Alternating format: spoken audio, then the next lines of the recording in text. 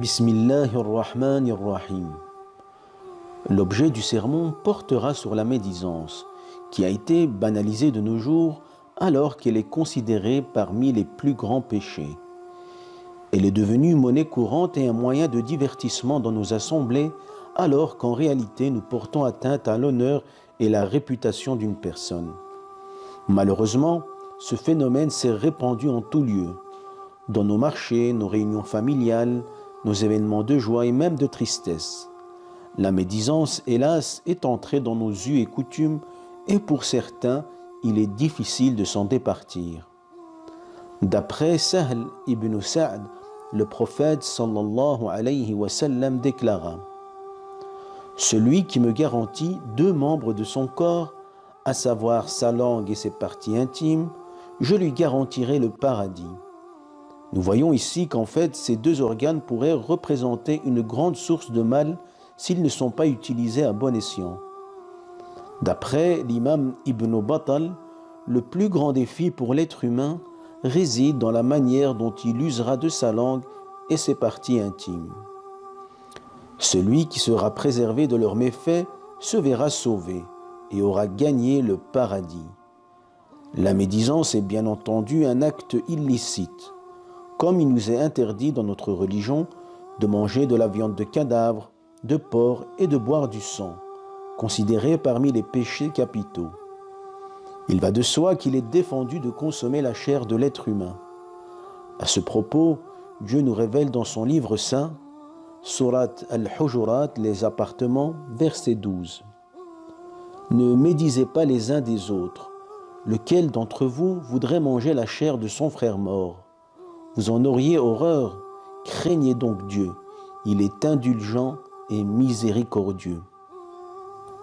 Nous observons qu'une comparaison claire est faite entre la médisance et la consommation de la chair d'un cadavre humain. Nous remarquons combien cet acte est grave, car en principe, le rôle premier de la langue est d'évoquer son Seigneur et s'en rappeler, et non pas pour s'adonner à la médisance, la diffamation et la calomnie. Le prophète sallallahu alayhi wa sallam enseigna à ses compagnons le sens de la médisance et leur rapporta: savez-vous que signifie la médisance? Les compagnons répondirent: Dieu et son prophète sont les plus savants sur la question. Le prophète rétorqua: il s'agit de parler de ton frère au sujet de choses qu'il n'apprécie pas et qu'il déteste.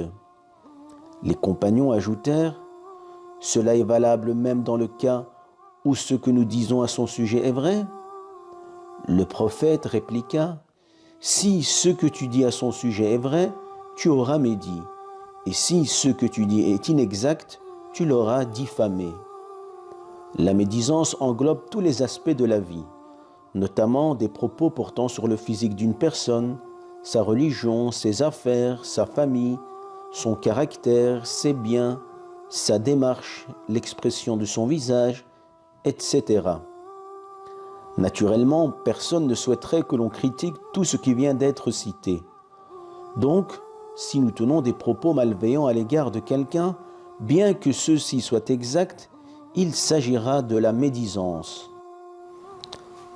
Quant à la diffamation, c'est le fait de porter sciemment une accusation mensongère contre une personne. En ce qui concerne les rumeurs, il s'agit de colporter des dires sans avoir vérifié au préalable la véracité de ceux-ci. Et cela est encore plus détestable et plus grave que la médisance et la diffamation. La médisance a un degré de gravité plus important que celui de la fornication, conformément aux paroles prophétiques. D'après Abi Sa'id al-Khudri, le prophète sallallahu alayhi wa sallam affirma: prenez garde à la médisance, car elle est bien plus grave que la fornication. La fornication peut être pardonnée par Dieu, car cela relève de la relation entre le Créateur et son serviteur. En effet, celui qui transgresse les lois divines pourra toujours espérer la clémence de son Seigneur. En revanche, la médisance ne pourra être excusée seulement et uniquement si la personne lésée par vos propos vous pardonne, sans parler des conséquences causées par les dégâts des mots.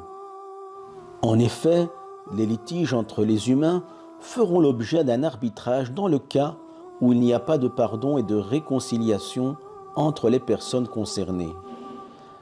La médisance est même considérée pire que l'usure, alors que cette dernière est déjà un acte fort méprisable.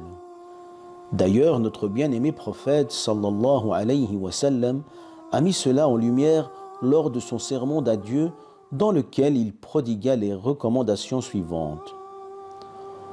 Votre sang, vos biens et votre honneur doivent être choses sacrées, de même que ce jour sacré, en ce mois sacré et en ce territoire sacré.